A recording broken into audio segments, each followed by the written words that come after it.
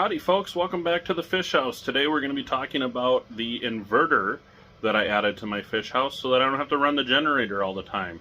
The inverter is going to power my TV, the microwave I plan on adding, and a few outlets. Nothing serious, but it saves me having to start the generator to have 120 volt power for things.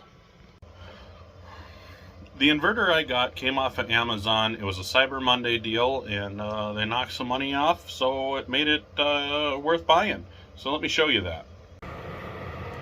Here's the inverter mounted into the fish house where my battery system's over here. The inverter is over here because it just happens to be where there was space to mount it. You can see here that's actually the cord for some outlets, and the TV currently, there'll be another cord that'll plug in right up there. That'll be for the microwave in the future when I get the cabinets made and can put a microwave in. This white cord here is for a remote, so I don't have to open this bunk every time to turn it on and off.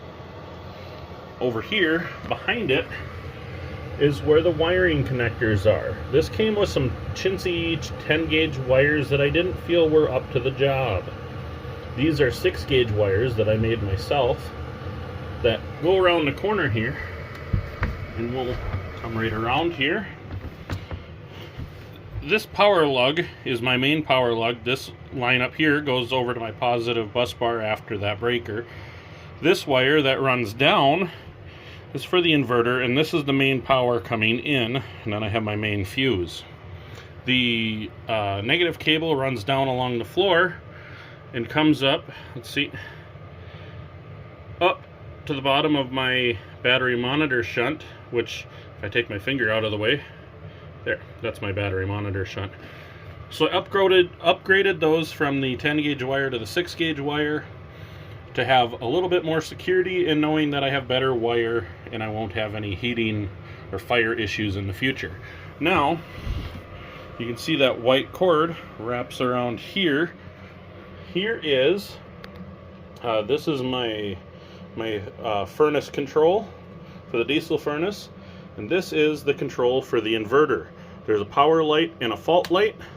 Power light comes on there when I need it, and then I can easily turn it off. So that's my inverter upgrade install in the fish house. So now I shouldn't have to run the generator much, if at all, anymore. It'll make things a lot easier because now it's less setup and takedown that I have to do each time I go fishing. And it makes for more time spending with the kids and my brother when we're fishing. So anyway, some things to keep in mind. Just make sure you size your wires right and you have the right size inverter for your needs. Make sure that your battery system can adequately handle the need for the inverter, because some batteries can only put out so much energy at a time without issues. If you have any questions, drop them down below. Thanks for watching. Please comment, rate, and subscribe. I look forward to seeing your builds in the future.